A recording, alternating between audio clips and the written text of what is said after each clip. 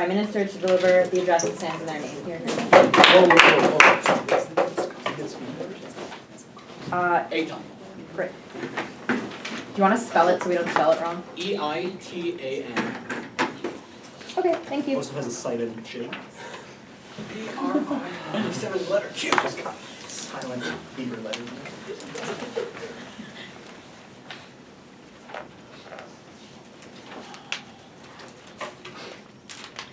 It has long been accepted that you may not assault another individual. You certainly can't do it in the public sphere. You can't do it in the private sphere either. We'll get to that later. But it is genuinely baffling to us that up until this day, it has only been physical assault which has been limited, and not mental assault. We think that this is equivalent to someone making Salah eat a stick of celery. If he cannot defend that, he cannot defend his side of the motion.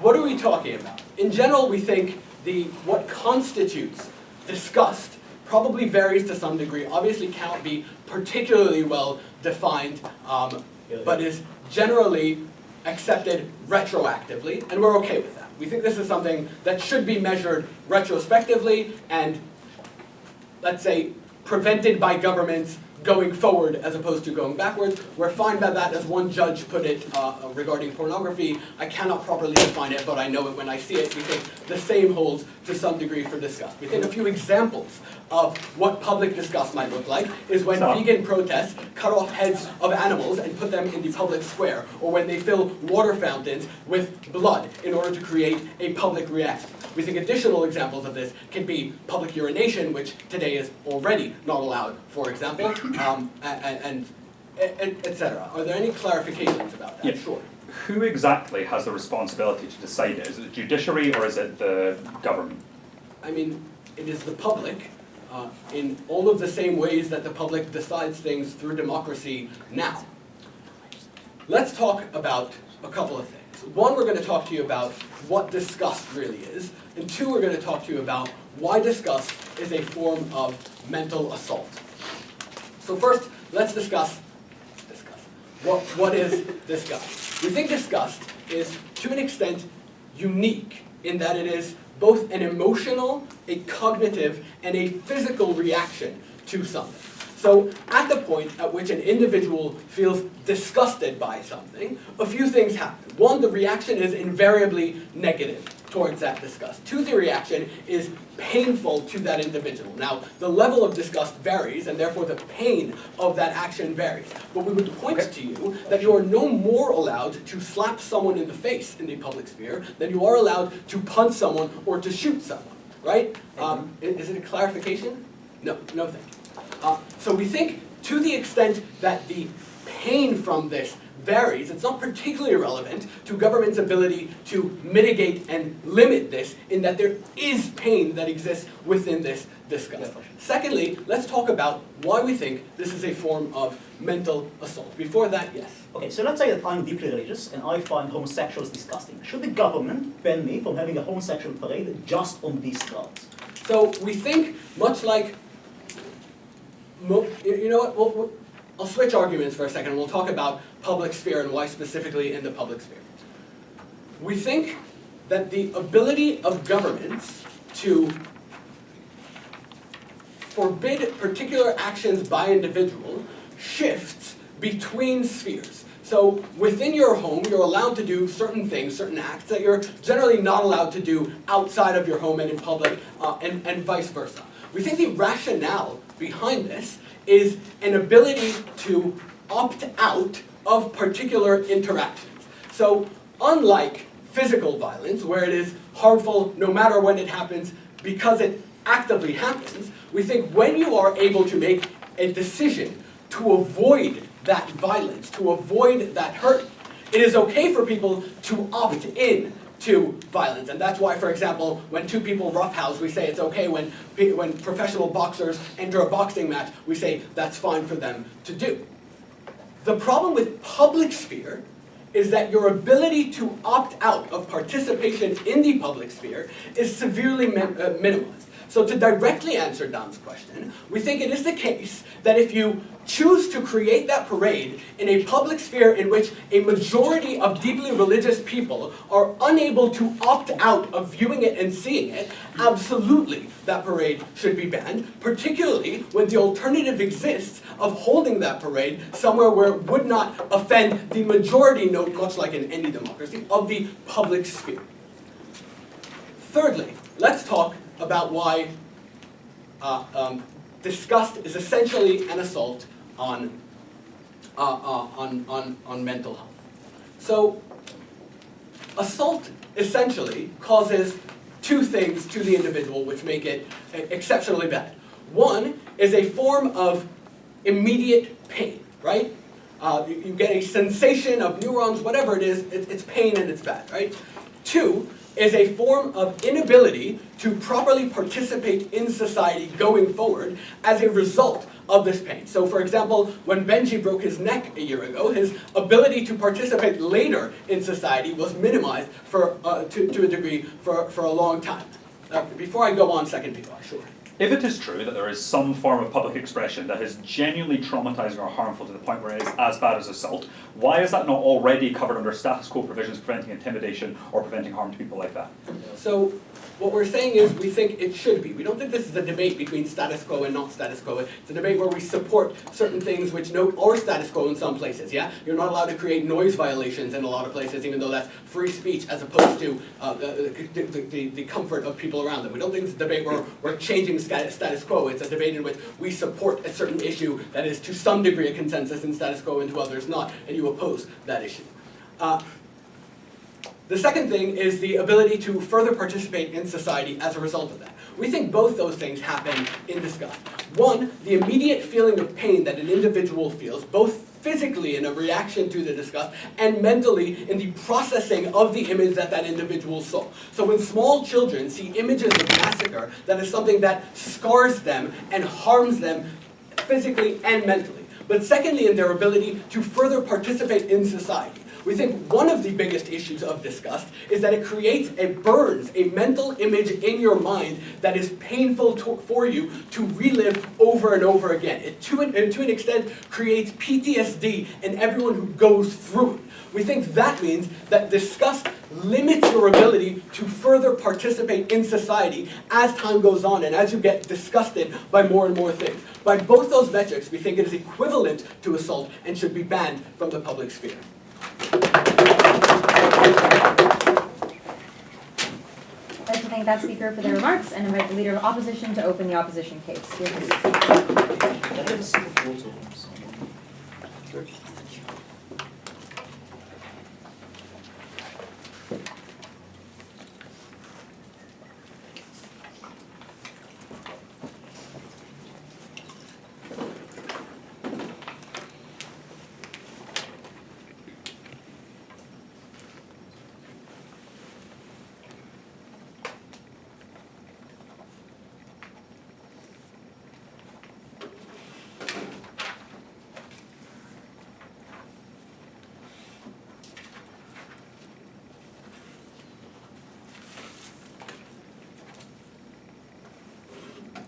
Okay.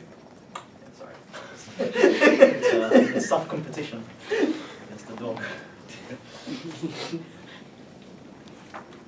Two claims from opening opposition.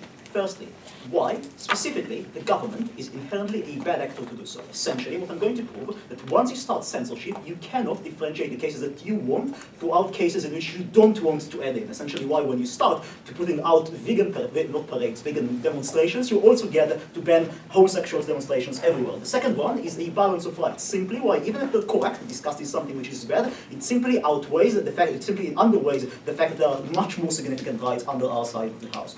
Two things before that. Firstly, the stance of the opposition. There are three things to clarify here. The first is we simply do support the status quo, which is direct and imminent physical threat to be held. Here, I essentially shouting fire in a closed theater. This is the status quo that we're supporting. The second, and this is crucial to the understanding of the debate. This is not a debate which essentially says that private universities should not do this. This is not a debate that says that within the group of friends this is something that shouldn't happen. This is a debate that asks whether the government should do something. If they're going to continue upon the government bench and tell that there are some rights, like the right of education, that might be prevented implemented, they're having a different debate. They're essentially discussing about what is unique about the government as an actor which is going to intervene because it's much more coercive than every other one. I'm going to analyze it later on. And the third is, we're going to agree that in some cases it might be legitimate, however, they have the burden to also show us that why we should support it, i.e. why it's good. A quick rebuttal, most of it is going to be in my point. Look, the analysis is, of the first point, disgust is bad because it's getting people to be disgusted, therefore people might get PTSD. Whoa, whoa, whoa, whoa. The fact that you have a burned image through your mind doesn't mean that you actually have PTSD, and the fact that you might have a slight PTSD doesn't mean that you cannot participate within public discourse. This is simply a chain of logic that we do not accept, right? The fact that I'm going to see, again, as a deeply religious person, a homosexual once in a while might create deep disgust into me, even if it might be something in my neighborhood, doesn't mean that I'm losing my capacity to participate in any discussion of the public sphere. We simply don't accept the consequence. Moreover, note, we simply don't accept that this is necessarily bad, right? Because if I have something which causes me to suffer, and causes me to be more engaged in public discussion, it actually might be a positivity rather than a negativity. Then they say, but you cannot opt out. In many of the cases, this is simply incorrect. In many of the cases, I can just not go to a specific street in which a protest takes upon place. In many cases, I can just choose to decide of how to live, and I'm specifically going to choose the place. Like, because in many cases, we're not going, the demonstration is not going to be within the specific neighborhood, but more in my point. The first one, why inherently we're going to get over censorship. Therefore, the ban of freedom of speech is going to be a huge one.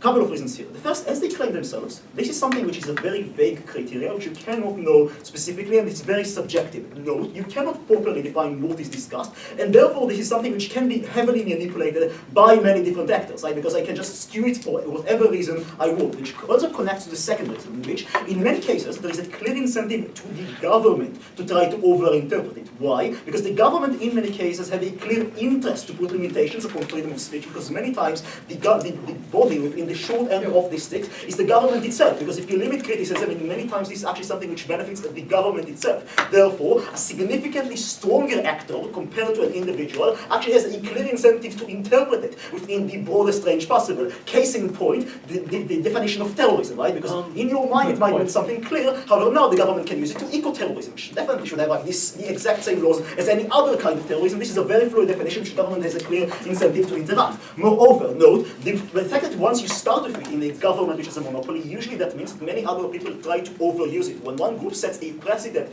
into getting something to be censored because one group doesn't like something, usually what happens is other groups use it as a precedent in order to make sure that this is something which is going to be also banned within other spheres. Moreover, note, in many cases, this is something which there is a missing amount of information. Now this is something which is crucial, because they say, I as the public have a right to defend this, as like any other policy. If you know what, yes, it's second before it took you guys. Second. So like every Western liberal democracy has some degree of censorship, say on film boards. The way you do this and make sure it's apolitical is to get the average reasonable person or people to form a body and make these decisions. I'm going to touch upon it now, and we simply say that in many cases these are flawed and actually create more harms than benefits of what you're describing right now. Because look, here's something about the capacity of governments to make this decision, because there is the basis asymmetry of knowledge.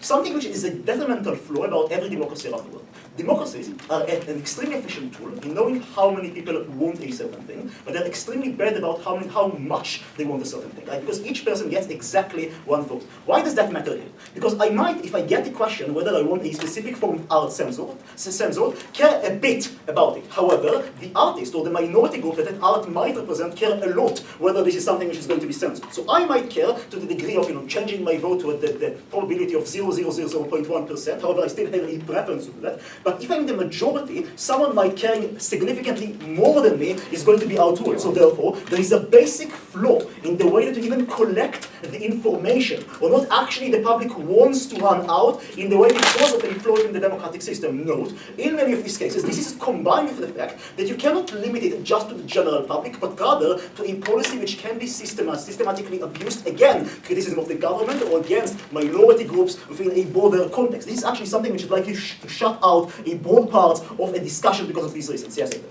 Wouldn't all of that analysis mean that the bar for disgust would have to be quite high in order for enough people to choose to vote on that issue in order to ban it? No, because essentially, assumingly what happens is that you form a committee that should have some sort of a correlation to what the public wants. Essentially, even if the public have a slight preference, you can never get the information of how much they have this preference. Therefore, a smaller group might be constantly outweighed by the greater one, which is a clear flaw here, because this is something that also combined with all of the other reasons. Now, the second one is essentially a balance of the rights here, the second argument here. Look, the first one is just a kind of a trivial claim.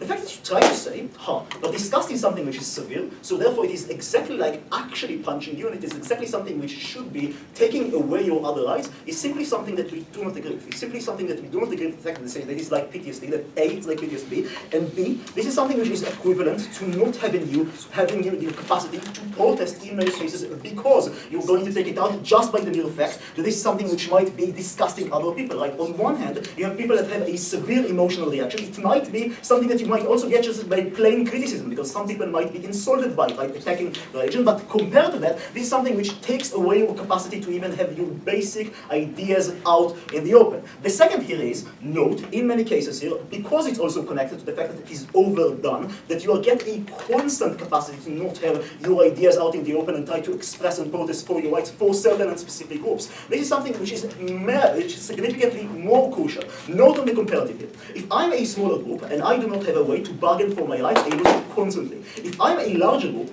most chances are, in most of my life, I am not disgusted because most of the public already agrees with me. So therefore, the amount of disgust I'm experiencing is significantly lesser to the cases in which people actually try to publicly advocate for advancing their individual rights. It outweighs that, and on these grounds, I get the possibility. I'd like to thank that speaker for their remarks and invite the Deputy Prime Minister to continue the government case.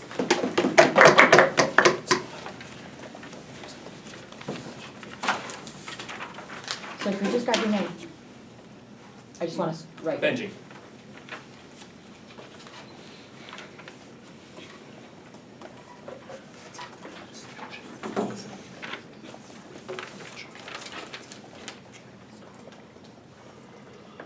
I'm glad at like the 7-minute mark, Dunn got to an actual reason as to why it is we might actually want people to say disgusting things in the public.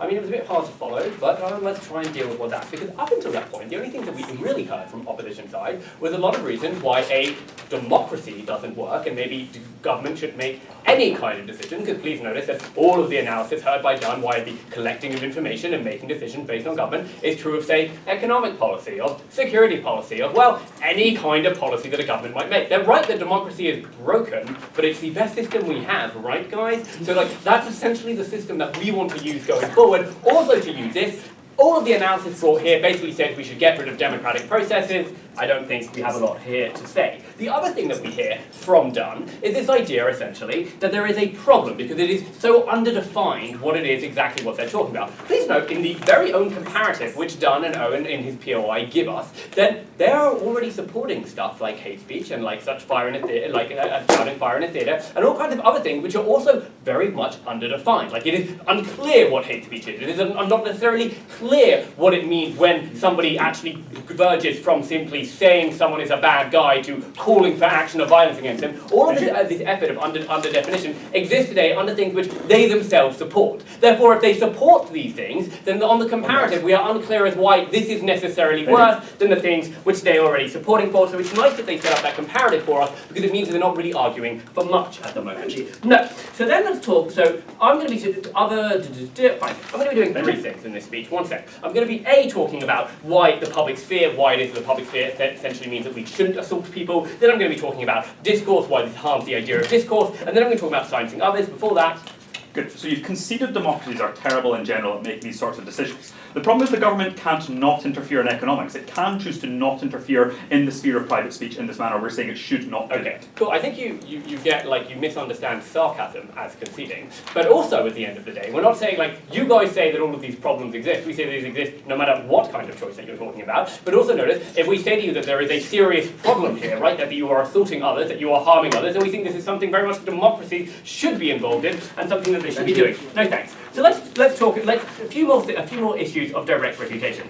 So they say to us that the government will inherently overuse it. And the reason for this, they say, well, there are precedents. Precedents will be said and then other things will be used. Again, we don't really understand what that means necessarily, like what this precedent means and why it will necessarily be used over and over again. But we would also say at the end of the day that there are regulatory bodies today which exist to regulate many different things that the government do. For instance, the kind of hate speech and everything else that they necessarily do want to regulate, and we think that these bodies do a fairly good job of dealing with these kind of issues. We fail to understand why it is that these particular bodies will be, who will have to deal with issues of public disgust, are the ones who will necessarily be so much worse. No thanks. The other thing that they tell us here is that it's not actually assault, it's not actually PSTD, guys, it's just a little bit of disgust. So we would say a couple of things to this. We would say, A, notice the fact that, for instance, for a lot of religious people, the idea of going and seeing, for instance, something which is against their religion, whether this is someone trying to convert them to another religion, or whether this is, for instance, seeing a homosexual, this is akin to assault for them, right? Because for religious people, this is an assault necessarily, more worth than something which is physical to them. This is something which goes against the very tenet of the religion. By seeing this, you're essentially assaulting them and causing them to sin. This is something which, as far as they are concerned, means that this is worse than physical assault, because this is something which will send them to hell and send them to damnation. This is something which, for these particular people in society, is something which they have defined as worse off. But also notice we don't even have to go to the religious people they want to talk about. We can also just talk about general people on a day-to-day. The ability to cognitively process things, the ability and our cognitive ability which allows us access to the entire world as a whole, is one of the most important things that we have. When you are entering a public sphere which has many things which cause you disgust and which cause you to be shocked, we think this is something which disenables people's cognitive ability to actually process what is going on. It means that A, that they are unable to process the messages which these people are talking about, which I'll get to in the idea of discourse, but we also think that it means that they are less likely to enter this discourse to begin with. So now I'm going to get on to a couple of other things. So A, why is it in the idea of the public sphere that we would want to necessarily give people more rights to protection rather than rights to say whatever they want? There's a few things here. Notice that inside the public sphere, this is something which the government itself and us as a society has created. This means that there are many, many stakeholders in it, which means at the end of the day, what we're trying to go for is an idea to minimize the amount of harm that people can be caused inside it. We want to allow as many people as possible to access it. This is unlike somebody's own home or somewhere where they live, which is where they have the maximum amount of property rights to, and which we would allow them the most freedom to do. Again, analysis brought to you by ATON and not engaged with by DAN. The other thing that we would tell you is an idea of tragedy of the commons here, right? And essentially that it is that as a whole, I would prefer not to be horribly disgusted by things which go out in the public. However, at the same time, I want to make disgusting things in order to create the best message possible. At these kind of points, this is kind of a market failure where we say the government has the right to step in and create a symbolism where they say at the end of the day, we won't allow anyone to create any kind of disgusting thing because this enables many different people from engaging, which will get me to the idea of discourse and silencing others, but first, yes. So let's say that there is a small city with one public sphere that can be used for protests in one main square. In this case, do you believe that the disgust of people outweighs the capacity of some minorities to protest for? Cool, right. So we don't think it's like the situation in almost every single place possible, but again we say if there is one person of a certain minority inside the village and the thing that he will be doing will disgust others to a great extent, yes, we think that the ability to limit it is something which is important too, because we think that this is an assault on these people in the same way that we wouldn't let this person violently protest, even if it was something which was maximizing his right and his ability to talk. It just isn't something that we think is acceptable for us to do. Let's talk about silencing others out of order. Let's talk about silencing others and other people, because notice at the end of the day, they say, look, this is fine, so we're just maximising people's freedom of speech. Now, I've already told you in the analysis of the tragedy of the commons, this isn't necessarily true. There are certain people who will no longer be able to have access to the public arena because they will not be able to go out there and present the kind of things they want to say. They say this is fine at the end of the day. You can just choose to go elsewhere. We say that if you cannot access the main public spheres, if you cannot access it all because you are shut out of them, then all the analysis they tell you about why gays should be allowed to protest there also means that the ultra-religious should also be allowed to go and have their own voices heard there. This is something at the end of the day which is symmetrical. The more you allow people to disgust others, the more people shut out. And notice, as they say, point out, that mostly the minorities of people mostly the minority voices of people who are trying to create the most disgusting thing, because they're the people who have the most incentive to do so. The exact same perversion of issues that Dunn talks about. This means at the end of the day that these are the people who are shutting out the majority from engaging in any kind of a conversation, the majority of people from engaging in the public discourse which we think is allowed. So because we think at the end of the day that there is a symmetry of people being shut out, and because we think we should maximize people's ability to have access and to not create problems, we beg you to propose. I'd like to thank that speaker for their remarks and as a deputy leader of opposition to continue the opposition meeting.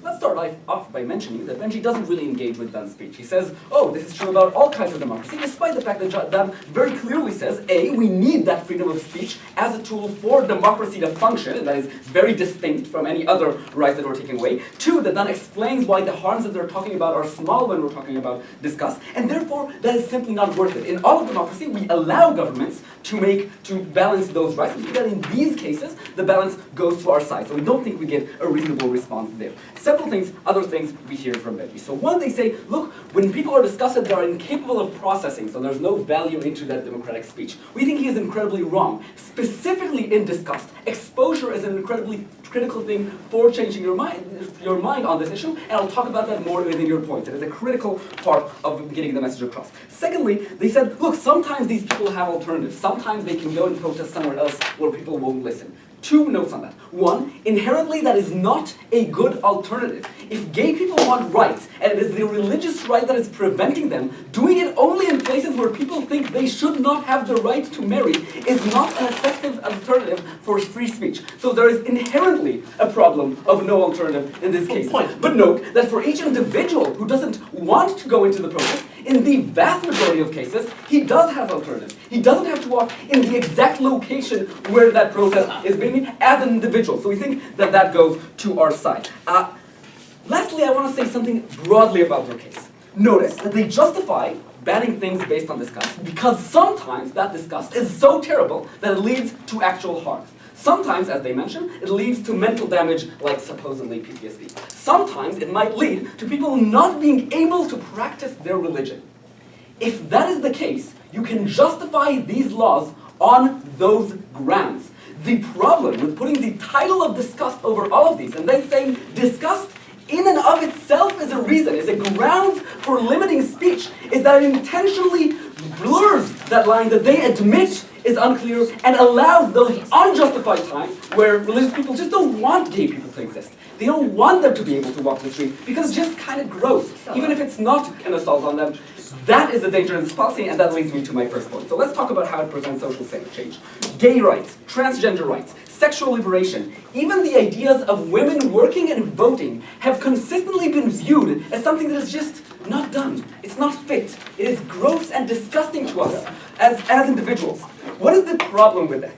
Note that what we do by using those grounds is preventing moral discourse. We can't talk about whether or not gay people have a harmful effect to children and their development. It is okay to have that discourse, which we think obviously they don't, as reasonable people have decided. But what is the problem when you don't have that discourse, but instead say, we are now banning it on the grounds that it is gross? It is the grounds that people are disgusted by that. Three main things. One, note that we prevent the moral discourse.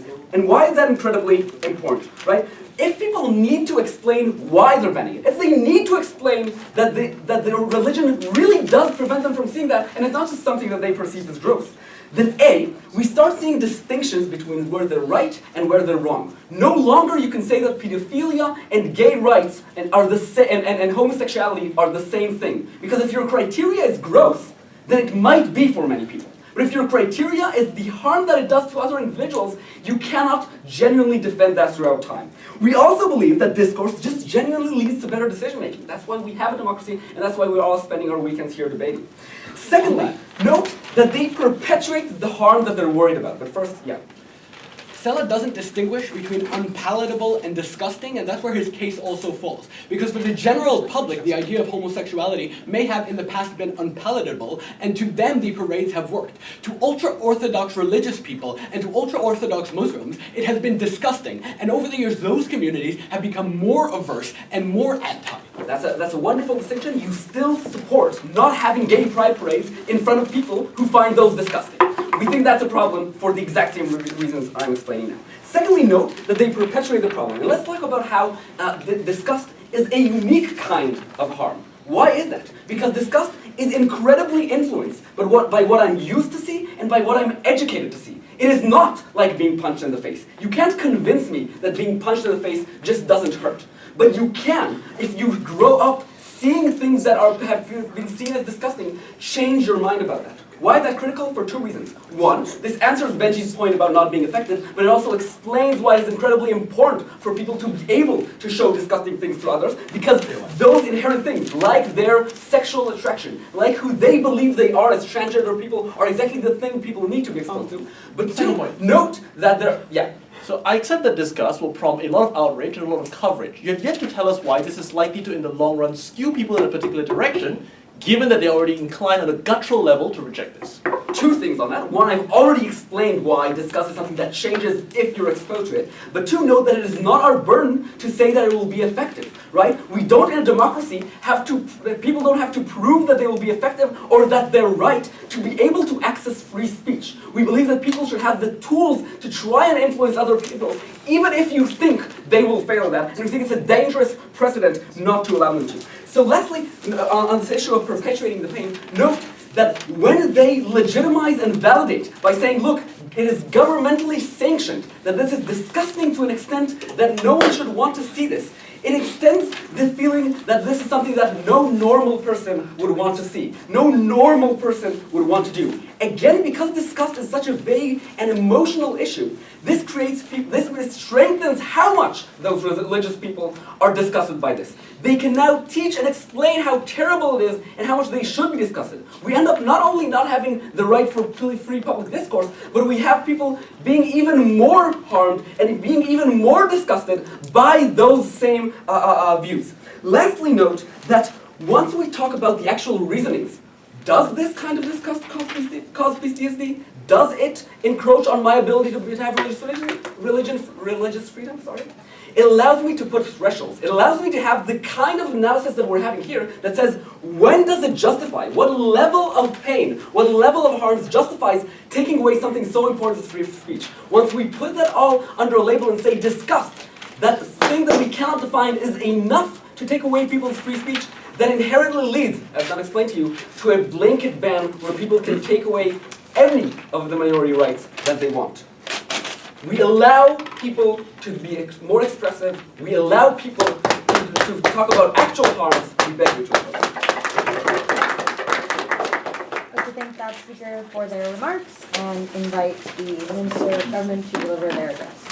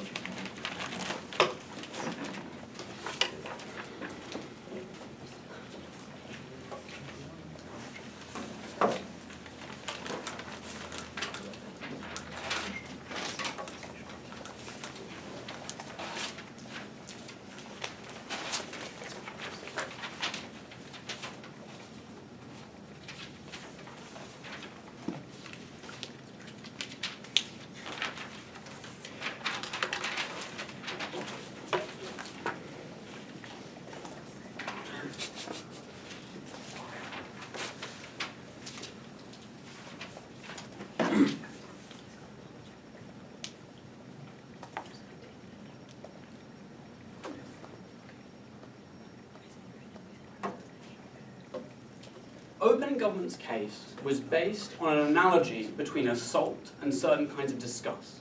We do think that this describes certain extremes of disgust.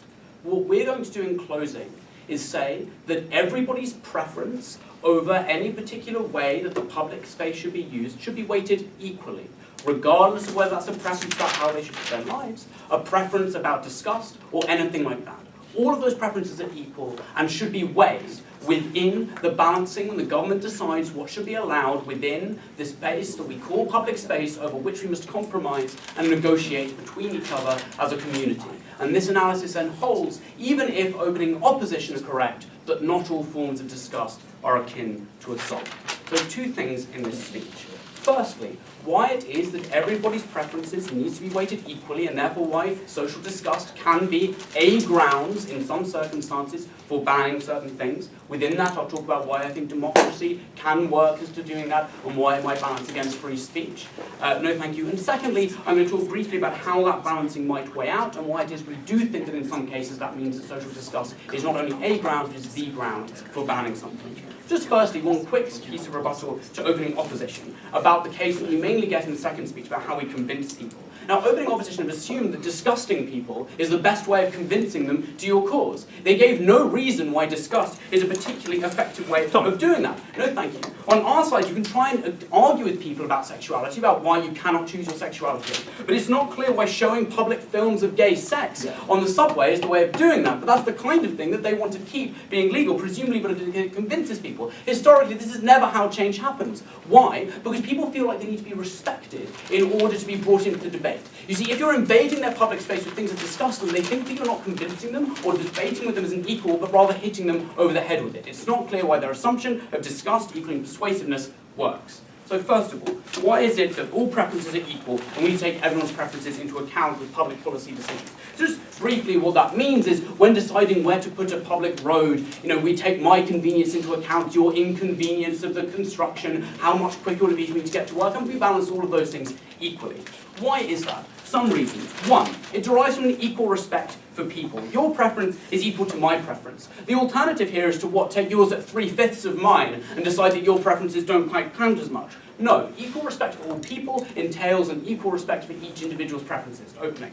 This argument is off clash. All people are equal, but not all preferences are equal. If I want you to die, but you want to live, our preferences aren't weighed equally. Okay, because there are sorry, different ways. I'm getting onto this, but briefly here, intensity of preference might count as well.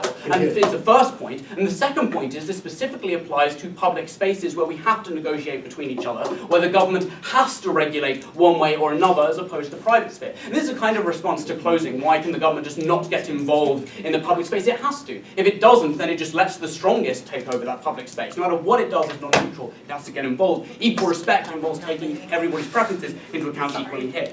Second reason. One is about the fundamental value of welfare. We take people's mental well-being into account, and that is important no matter what it is that's contributing to it. Whether or not it's economics, whether or not it's social disgust, and it doesn't matter who's experiencing it or why they're experiencing it. Again, the fundamental value of welfare means that we take each preference into account equally, no matter what. Thirdly, it's internal to the principle, no thank you, of democracy. Because here, democracy itself is founded upon the idea that each person's preferences and views to be taken equally. That's why we have one person, one vote. It's significant that this is a debate that's about democracies, no thank you. Because it's one which is consistent with our existing principles. Sure. Yeah, we do have one person, one vote. We also have protection of certain individual rights. Would you, for example, say it's entirely legitimate for a society that is majority homophobic to vote to suppress, outlaw, or even physically harm people who are gay?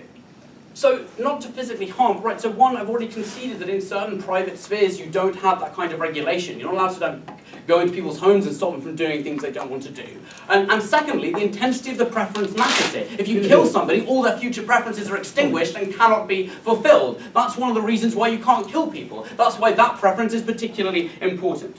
Fourthly, and this is really important, the state is not permitted to assess people's preferences. The state has to remain neutral. It can't say because this is a kind of disgust or whatever that it is wrong. They cannot say that. They cannot say, for example, that the Jews are wrong to find pork disgusting and therefore they will ignore their wishes not to have a hog roast outside of a synagogue. They cannot do that. They cannot assess it. Why? Two reasons. Firstly, democracy is based on a set of, no thank you, procedural rights. So it's about working out what is correct. Democracy is trying to get to the end point through that procedure. That's why you have equal participation. You can't say at the outset, we think that certain outcomes are wrong, and therefore we're not going to listen to democracy. That fundamentally violates that procedural justice. No thank you. But secondly, it flows from respect for autonomy. This is because each person can determine for themselves what is good, they can determine for themselves what they think is true. They have that rational capacity to do it, and we have to respect that rational capacity and what flows from it. This is why, even if you think that atheism is correct, you can't ban Christians from practicing Christianity. It's because you have to respect the fact that they can work out for themselves how they think they ought to live. No, thank you. Their lives. What that means here is that we cannot assess the reasons why somebody has a particular preference. But this also then answers, importantly, the question about certain fundamental liberties. We can't restrict those things which end up ultimately curtailing that fundamental form of autonomy. But what that means for the public sphere is we cannot say that you are wrong to feel disgust about this. We think you're wrong to think your religious beliefs entail this, because we have to take that into account. That's why the state has to be neutral when assessing goals. It has to respect autonomy. So, all of these things mean that we have to take each preference into account equally. Now just quickly, what does this mean when balancing against free speech? Two reasons why this doesn't harm free speech. Firstly, it's opening government's response about the public sphere versus the private sphere, which we support. But secondly, free speech is fundamentally about the right not to have your identity suppressed. It's not a license to say or do whatever you want. That means in certain balancing cases, like the homophobic case, it is a particularly intense and significant and important preference to be able to be yourself. That is not the same as wanting to have pictures of, defecation or rotting bodies in public, which is the kind of thing they have to allow. So, secondly, how are these preferences ever actually balanced? Because we do think that in some cases disgust will end up being a grounds for banning things.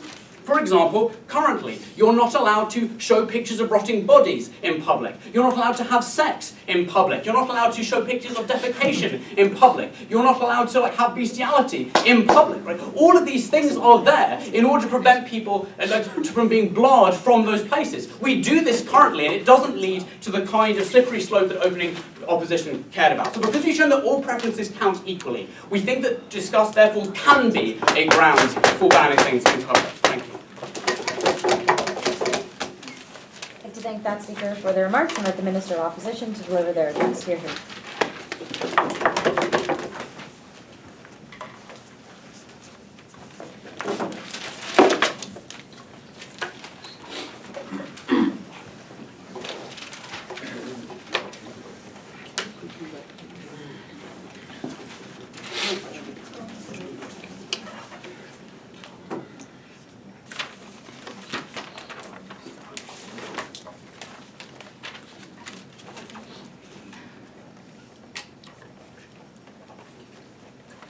Okay, even with the best will in the world, even with the state pursuing the best possible motivations for using social disgust for this mechanism, there are structural reasons why this would necessarily have to produce negative results. I'm going to talk a little bit about how we think how social disgust works and how it's going to be applied, how this is especially applied through socialization. And I'm going to talk about why this means that we must assume that present people have a correct standard of morals, which means we're complicit in future moral outrages. Okay, but my one piece of rebuttal to this is that first of all, this having to respect all preferences equally stuff is ridiculous. One, he tells us that this is that we need to be able to respect the fact that people feel disgusted. We can't tell them that feeling is wrong. This is not saying that you are wrong to feel something. It is saying that you are wrong it's just saying you can't use all the mechanisms of the state to enforce that feeling. I might have very strong feelings about punching Owen, but I'm still not allowed to do it, right? Because I'm not allowed to use the mechanisms of the state, especially to get someone else to punch him for me, right? Which we think is what closing opposition proposes. Okay, why do we think we're cool with banning incitement to violence and certain hate speech, but we think crucially this is an infringement on individual rights beyond what we think is reasonable?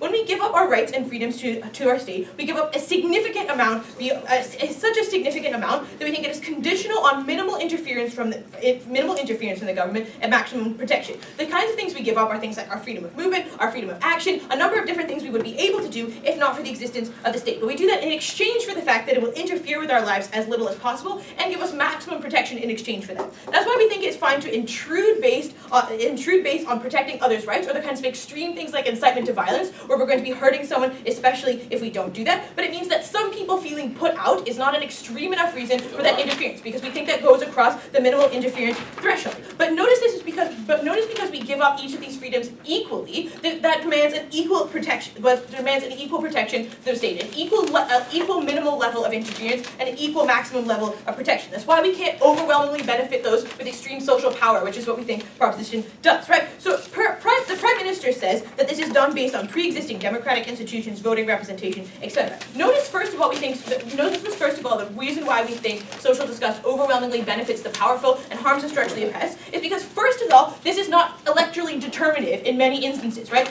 You're not going to not elect a person that you previously elected because they censored some art based on social disgust, right? So we think it's less likely to be electorally determinative. So it's always going to be benefiting those with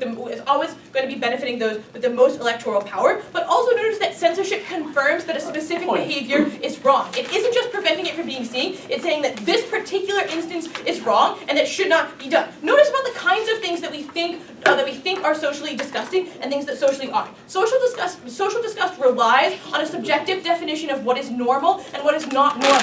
Notice that we overwhelmingly think male bodies are not socially disgusting, but female bodies are socially disgusting. The same reason why the independent quongos that the closing government proposes in Britain does not allow you to show female orgasm, but does allow male orgasm before the watershed, right? Because one of those is thought of as socially disgusting, and one of those is thought of as not, right? Second of all, we think that this is based on socialization. The kinds of things you think are socially disgusting are based on things the media shows you, overwhelmingly controlled by the socially powerful, by those who are overwhelmingly controlled by men, by white people, by those who are able to determine what is socially disgusting, right? Notice it's also done through social pressure and those in positions of power. This means that certain things are even thought of as socially disgusting by those who possess them. The same reason why women feel disgusted by their own bodies and aren't able to think of themselves as sexual or even human beings. The same reason why people use skin whitening cream, because they think of their own bodies as disgusting, as it's told to them over and over and over again through socialization. The consequences of this, especially when endorsed by the state, saying certain things are wrong. The female body is disgusting, you shouldn't be able to see it. Notice this extends even beyond protest. This says things that art that depicts the female body is socially disgusting. The same reason why the artist in Japan who made a kayak out of her vagina, why she wasn't allowed to do that, because that's seen as socially disgusting. The female body, well, she didn't use her own vagina, right?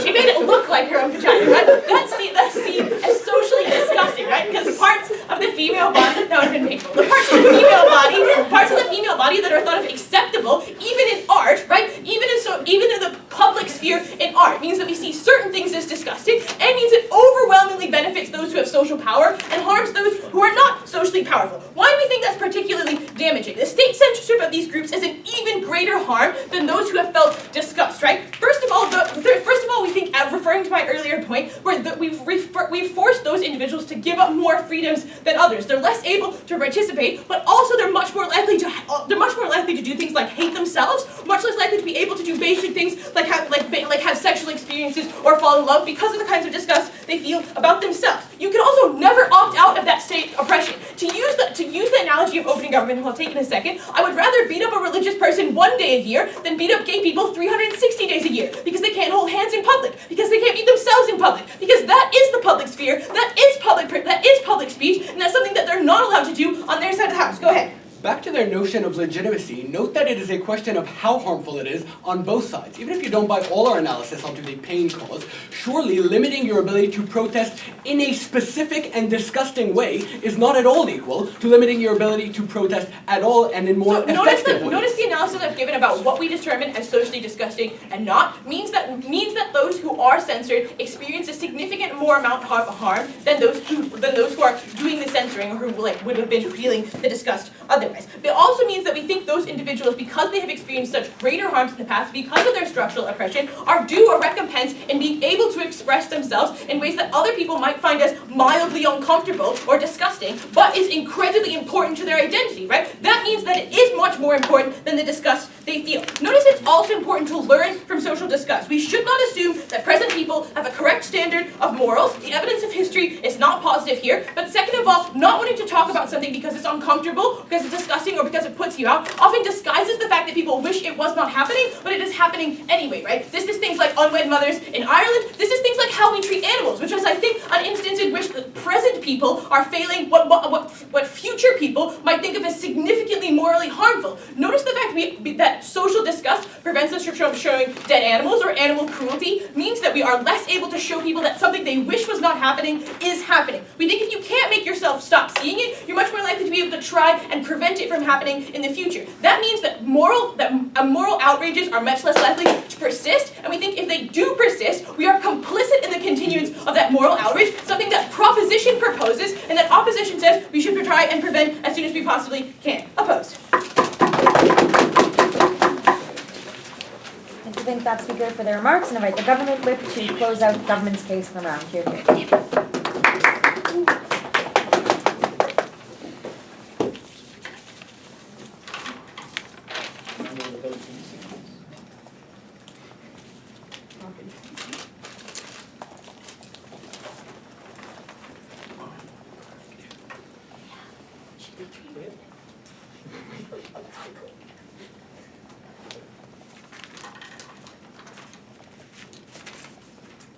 Three parts of the speech.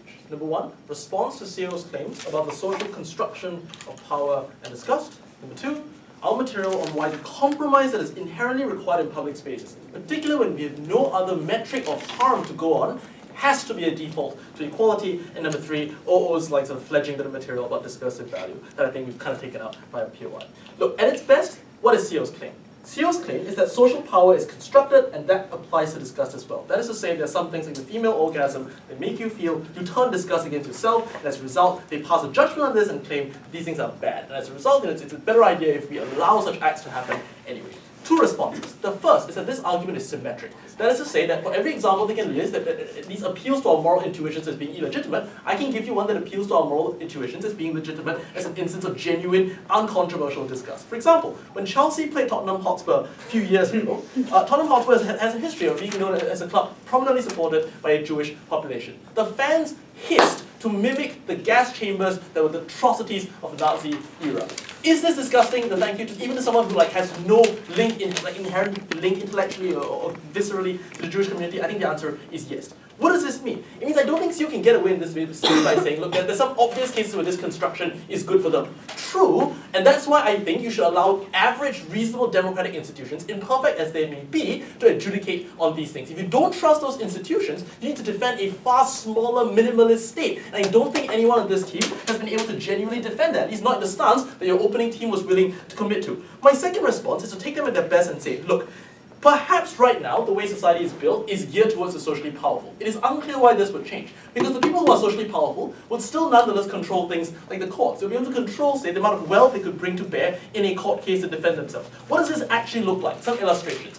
Things get worse for a minority who use the most provocative method of changing society. No, thank you. Let's be clear. Our alternative doesn't have to be no discourse. It has to be a less provocative one, given the state of the society that is there. So this means for different societies, that might look very different. But crucially, no, thank you, it does not endanger a couple of key groups. Number one, it doesn't endanger a direct backlash against the act while the act is currently happening. Number two, it doesn't endanger a far more violent response when individuals see an invasion of their public space, which I suspect is in the long run going to enable this movement to be seen as violent, or at the very least even more dangerous than it already is. It's not necessarily true that these things take power away from those, no thank you, who currently socially construct it. The same response we're giving to OO kind of applies here as well. They don't actually change the situation. But third of all, let's be clear, a lot of these minorities who participate in disgusting acts are often lumped together as a group. And that's why we think the actions of some individuals, permitted by law, endangers everyone else in that group as well, if we are to believe, as Glasgow claims, that these perceptions are so powerful that they even turn you against yourself. That is to say, that if you genuinely believe that many women think orgasms are disgusting, having public orgasms is more likely to make more women feel like this is something even worse and to be judged even more. Not clear why their side actually makes things better, even in these imperfect cases. That's the first issue dealt with. Go ahead. Here is why we win. Because your analysis is irrelevant. We provide analysis on why even if the state is legitimate to act, the state is inherently a terrible body to act on these cases. Because the subset of cases it's trying to defend is only a subset of what the state would actually do if this is a mechanism that it would have at its disposal. Thank you. If you look at the motion very closely, the motion clearly states this is a grounds for a democratic government to make a decision. That's the burden of proof we have. We don't have to defend that the worst governments in the world are likely to use this in a terrible way, but I'll deal with some of the material you've had in just a bit. Let's move to this point about why this material isn't relevant. Look, we accept, and this is the second issue now with the compromise of public spaces, we accept that a state and a social contract that Glasgow seems to allude to, seems to allude to, is built on the idea when there is harm. When there is a harm against someone that is uncontroversial and clear, we should stop this harm. True. But a state is not neutral on the spaces that remain. That is to say, it has to take a stance somehow, and it has no guiding principle when there is no clear and obvious harm. That's why what Tommy tells you is relevant. often what we do then, no thank you, and the best way we can get legitimacy, procedurally, morally, and politically, is to treat every individual as equal. To not pass judgments, no thank you, on the fact that sometimes it could be used well, sometimes it could be used badly, no thank you. That the principle of democracy confers procedural value on the fact that everyone's voices count equally. The response we get is on intensity.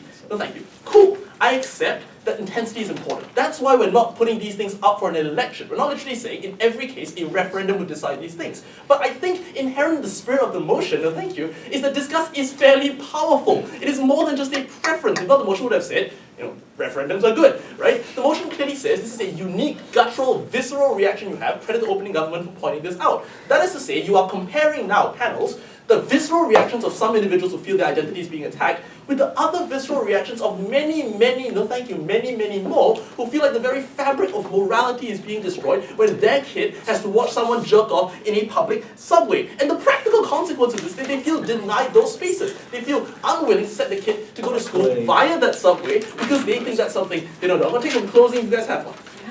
Yeah, okay.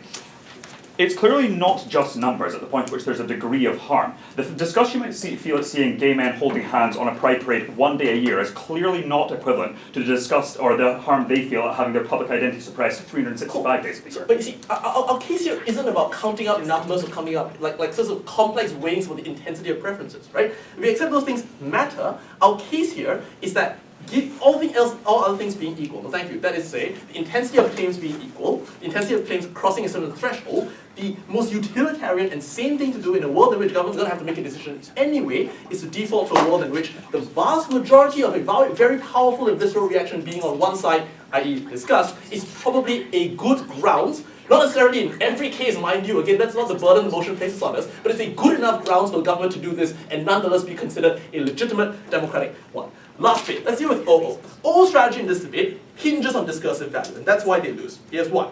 Because their case about why governments are bad was attacked quite rightly by opening government. We say, well, governments are always bad. Sellers' response in the next speech was to say, it is a trade-off of benefits and costs. Democracies might be bad, but they should not be subjective when that subjectivity risks taking away something very important to a minority. That very important thing was the prospect of social change.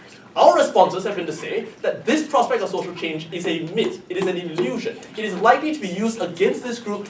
See the backlash material we've already given, and as a result, if this debate is about the costs and benefits within a functioning democracy that has to balance rights, what we are taking away, the grand scheme of things, is not a huge thing. The alternative we've stood for, and again I've mentioned this already, is to start from an option that does not prompt public disgust. We can nonetheless create discourse and appeal to people's rationality without creating the sorts of responses they want. For all these reasons, I think public spaces matter in a unique way. For that reason, very proud of I'd like to thank that speaker for their remarks and invite opposition to close opposition's case and move the round as a whole.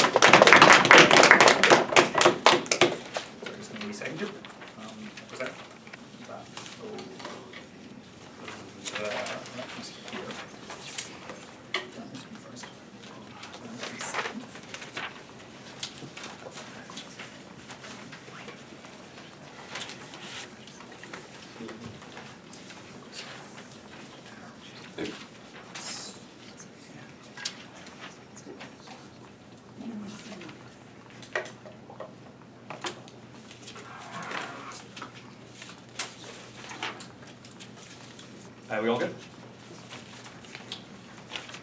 Sorry.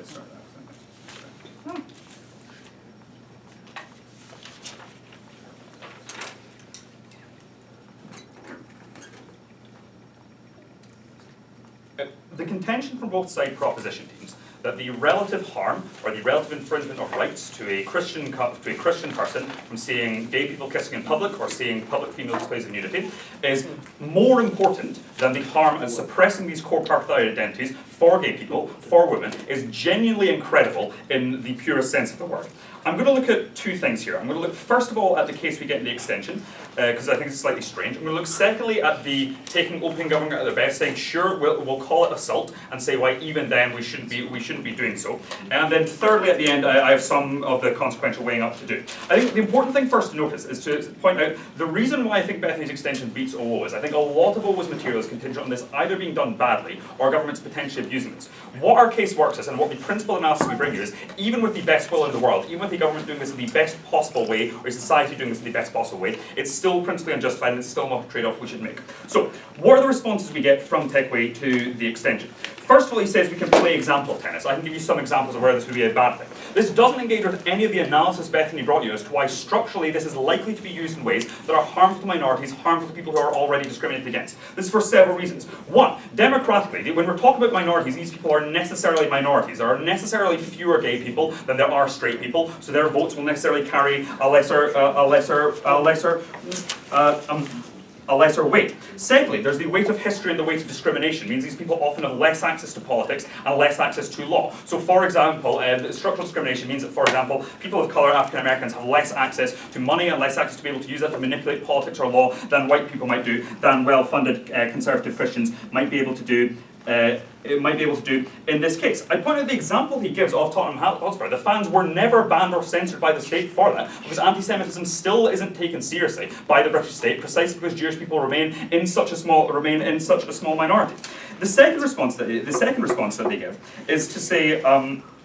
The second response is saying, okay, this could perhaps get worse for people, though, if you're a bit too provocative. If your gay pride parade is a bit too gay, this might possibly get worse for you. Several responses to this. One, oftentimes it's not just about getting social progress. Oftentimes it's just the fact that you feel like you're able for one day a year to be powerful, to express your identity, to feel happy and safe in a community around you is sufficient, even if this means you're not getting progress sufficiently going forward. Secondly, I think even though it's true that this obviously isn't perfectly democratic either, I think gay people themselves are in a better position to judge whether or not it's worth running the risk of that backlash than an impersonal state is. But thirdly, it's like, look, the pretense that you avoid backlash by not being too provocative is simple garbage on their side of the house. People are far more likely to backlash and oppress you when they feel like the state is standing with them. You're much more likely to attack gay people when the state is also censoring your gay pride parades. You're much more likely to be misogynistic in public when the state is also saying that women's bodies are disgusting and that women's bodies shouldn't be put forward in this. So, what's the extension that we get? We get a few claims. First of all, we're told that because we must value all people equally,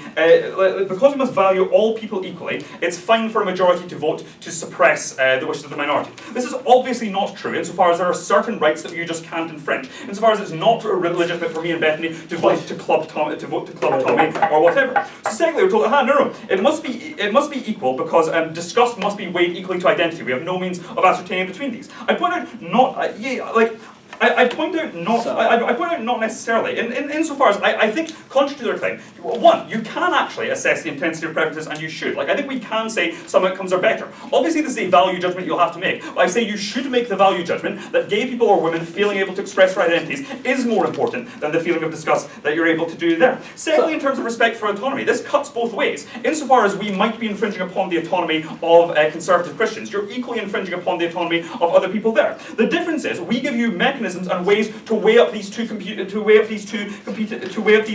claims. As to why we say principally you should be prioritizing the most vulnerable in this case, or the people who are being censored against. Why is this? Several reasons. One, insofar as these are groups who have historically been discriminated against, they deserve some degree of reparations, and we should care more about people who have historically faced oppression by the state than we do about those who have been oppressing them. This is even if disgust and identity are equally weighted. Secondly, censorship by state is worse than the harm you feel by having your identity attacked by another member of society by just doing something that you find disgusting. This is for several reasons. One, insofar as this is necessarily only happens intermittently, as in gay pride parades only happen one day a year, whereas if it is censored the holding of hands in public, it's something that happens constantly to you. Secondly, you're weighing up part of your identity against your whole identity. Sure, Orthodox Christians might feel some disgust at seeing gay men holding hands. That's not the core part of your identity. That's not the reason you're an Orthodox Christian. You have lots of other important and core beliefs and parts of their identity. But for someone who is gay, your sexuality, when you're oppressed on that basis, can be a significantly huge or can be a significantly larger thing. Okay, the only analysis we get is, well, numbers are the issue here.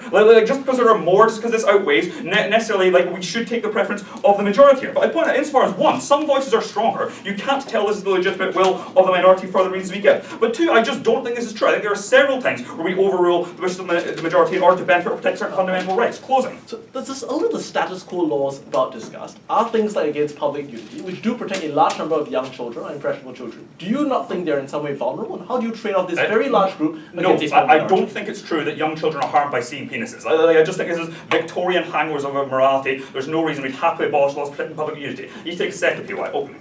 Sure. So to the extent that my autonomy is harmed by your showing disgust and yours is harmed by being prevented, on opening government we give you reasons why in the public sphere it is negative rights that should be prioritized. Okay, I will deal with that now. Like, I was literally going to go on to that to weighing up your principle. Okay, so in terms of it's the public sphere that should be prioritized, in this case, the shift between private and public sphere. There's a few reasons as to, there's two key reasons why I don't think this makes the trade-off legitimate, that notwithstanding. One is the fact that you can opt out of the public sphere to a reasonable degree. If you're an Orthodox Christian, you can just not go into town on the day of a gay pride parade if you think that's going to be so harmful to you. But secondly, I think crucially, is that no one has any ownership of public spheres at all. As in, like, if we think back to the state of nature, or to a state, or absent states where we're indulging in our natural rights, there would be no one to protect you from seeing things. Like, you might see gay people all the time. There's clearly a point which no one can claim ownership of the public sphere at the point at which the state just often uses it for things that you might not support or might not believe in anyway. Insofar as you might rent out a public park for, I don't know, an oil company to have some sort of exposition, and that might oppose me or infringe some of my beliefs. Clearly we do this all the time. Clearly we do this all the time. So the last thing then that we're left with from opening government is the idea that, well, bad people might get their say too, and it might be useful sometimes to suppress these. Like, leaving aside this sort of example tennis issue, just to deal with this last question, I point out that banning bad behaviour rarely makes it stop or go away. As in, if you say to white supremacists you can't march, if you say to anti-Semites you can't express your views in public, they just tend to, one, become angry at the point at which they feel the state is against them, two, find it easier to recruit on an anti-establishment measure, and three, their behaviour gets worse, they get more violent, they get more harmful. Notice this doesn't happen on the opposite side. Like, if you ban gay pride parades, people don't get more gay, or even to the extent they do, that's not a benefit. But clearly if you ban white supremacists, they might get more violent, and that obviously is a harm, point which Stalinism is a harm. For all of these reasons, we urge you opposed. I'd like to thank that speaker and indeed all speakers. Invite you to shake hands and depart with the other panel.